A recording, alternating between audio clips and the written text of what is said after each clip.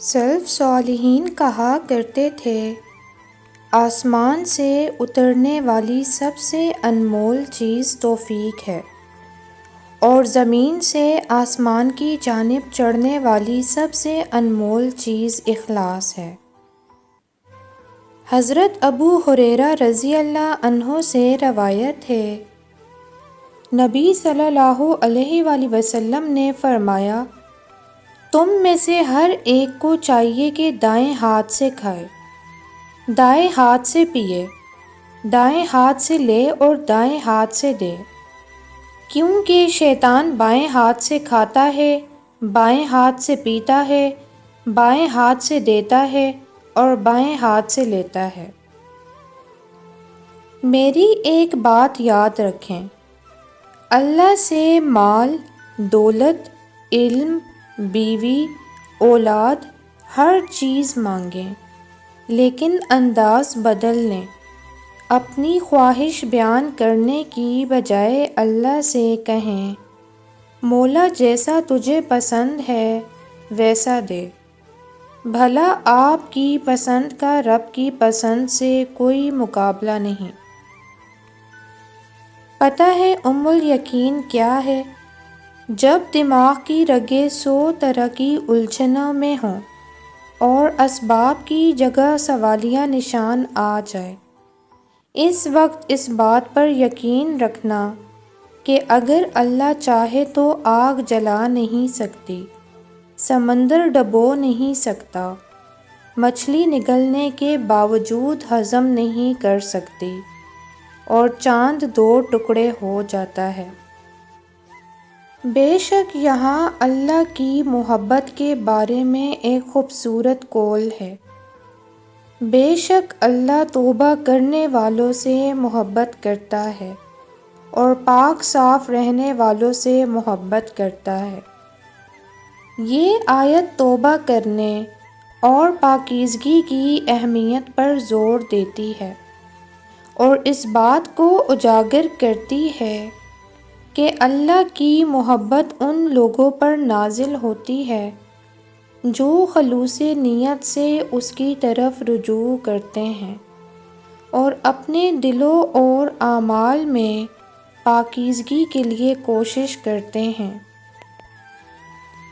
آوازیں کسنے والے اور طعنہ زنی کرنے والے تو بہت پیچھے رہ جائیں گے، لیکن اگر آپ انہیں اگنور کریں گے تو آپ ایک دن منزل تک پہنچ جائیں گے۔ انسان کبھی بھی پرفیکٹ نہیں ہو سکتا اور بدلنے کا عمل ایک رات کا قصہ نہیں ہوتا۔ عورتیں مرد بناتی ہیں۔ امام احمد بن حنبل رحمۃ اللہ فرماتے ہیں کہ میری والدہ نے مجھے 10 سال کی عمر میں قرآن کریم حفظ کروایا۔ وہ مجھے فجر سے پہلے اٹھاتیں، بغداد کی سرد راتوں میں میرے لیے وضو کا پانی گرم کرتیں، مجھے لباس پہناتیں، پھر اپنی اوڑھنی لیتیں اور حجاب لگاتیں اور میرے ساتھ مسجد جاتیں، کیونکہ ہمارا گھر مسجد سے دور تھا۔ اور کوئی احسان اس نیت سے نہ کرو کہ زیادہ وصول کر سکو۔ کچھ مرد حضرات اس قدر کمزور ہوتے ہیں کہ اپنی طاقت دکھانے کے لیے انہیں ہاتھ جیسی چھوٹی چیز اٹھانی پڑ جاتی ہے۔ دعائیں دل کا راز ہوتی ہیں جسے اللہ خوب جانتا ہے اور اپنے بندے کے راز کی خوب لاج رکھتا ہے۔ نیکی ضائع کرنے والے اعمال: راز کھولنا، گالی دینا، چغلی کرنا، فضول گوئی کرنا، منافقت، کنجوسی، بخل، عیب گوئی، طعنہ دینا، دل دکھانا، تکبر کرنا، چاپلوسی کرنا، دھوکہ دینا، دوسروں کو نیچا دکھانا، کسی کی ناقدری کرنا، وقت کا ضیاع کرنا، غرور کرنا، ناشکری کرنا، جھوٹی قسم کھانا، مایوس ہونا، قطع تعلق کرنا، والدین کی نافرمانی، چوری کرنا، سود کا مال لینا اور دینا، رشوت لینا اور دینا، غیبت، کینہ، تجسس، جھوٹ اور کسی سے حسد کرنا۔ نہ کسی کے لیے نیکی چھوڑنی ہے، نہ کسی کے لیے گناہ کرنا ہے۔ سورہ کہف میں ایک سبق ہمارے لیے یہ بھی ہے کہ جب کچھ ایسا ہماری زندگی میں ہو رہا ہو جس کی سمجھ نہ آئے تو ہمیں صبر کر لینا چاہیے، کیونکہ ضروری نہیں کہ ہمیں ہر چیز کی حکمت فوراً ہی سمجھ آ جائے۔ کبھی کبھی یہ باتیں وقت کے ساتھ سمجھ آتی ہیں، وقت سارے راز کھول دیتا ہے۔ ایک بار جب اللہ کی طرف سے نعم البدل آ جائے گا تو آپ بھول جائیں گے کہ آپ نے کیا کھویا ہے۔ نیک صحبتیں انسان کے دل میں حیا پیدا کرتی ہیں، جس کی وجہ سے وہ گناہوں سے بچا رہتا ہے۔ اپنے دل و دماغ کی حفاظت کریں، کیونکہ نہ آپ دوسروں کی زبان روک سکتے ہیں، نہ ان کے منفی خیالات۔ اس لیے زندگی کو ان باتوں سے الجھانا چھوڑ دیں۔ ہر دن ایک نعمت ہے، جو گزر جائے وہ کبھی واپس نہیں آتا۔ اپنا قیمتی وقت فضول باتوں پر ضائع نہ کریں، کیونکہ یہ وقت آپ کا سب سے قیمتی سرمایہ ہے۔ کیا آپ نے یہ سوچا ہے کہ قرآن پاک میں اللہ نے کیوں فرمایا کہ ہر ذی روح کو موت کا ذائقہ چکھنا ہے؟ یہ کیوں نہیں کہا کہ ہر ذی روح کو موت آنی ہے؟ آپ نے کبھی اس لفظ ذائقہ، جس کو انگلش میں ٹیسٹ کہتے ہیں، غور کیا ہے؟ سائنس کہتی ہے کہ ہر انسان کی چکھنے کی حس مختلف ہوتی ہے۔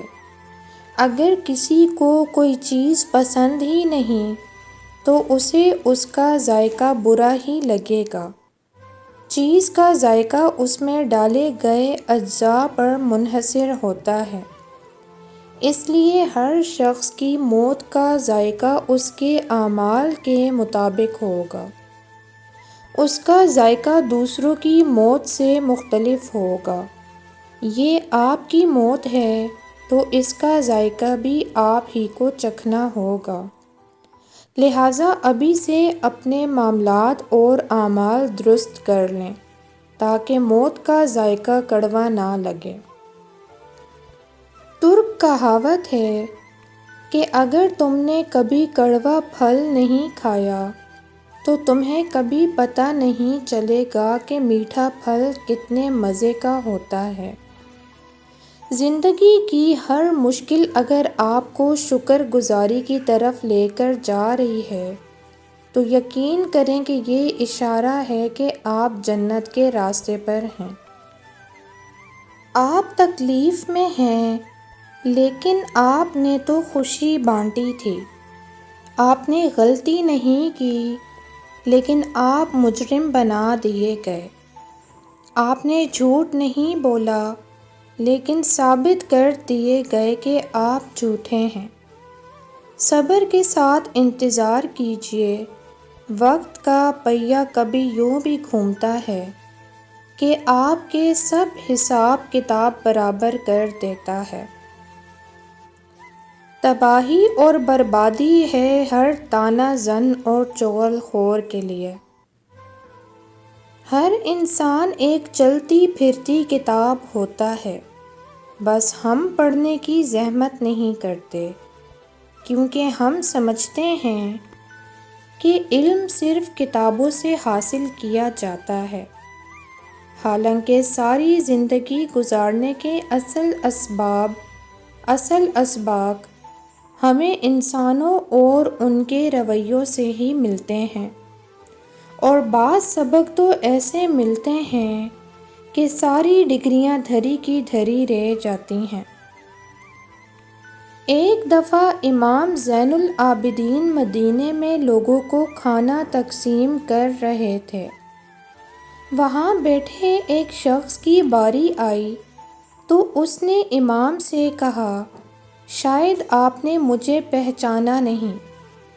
امام نے کہا، میں تجھے کیسے بھول سکتا ہوں؟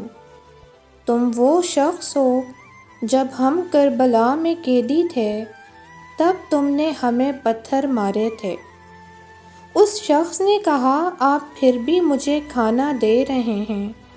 تو امام نے فرمایا، اس دن ہم تیرے در پر آئے تھے وہ تیرا سلوک تھا، لیکن آج تو ہمارے در پر آیا ہے یہ آل محمد صلی اللہ علیہ وآلہ وسلم کا سلوک ہے۔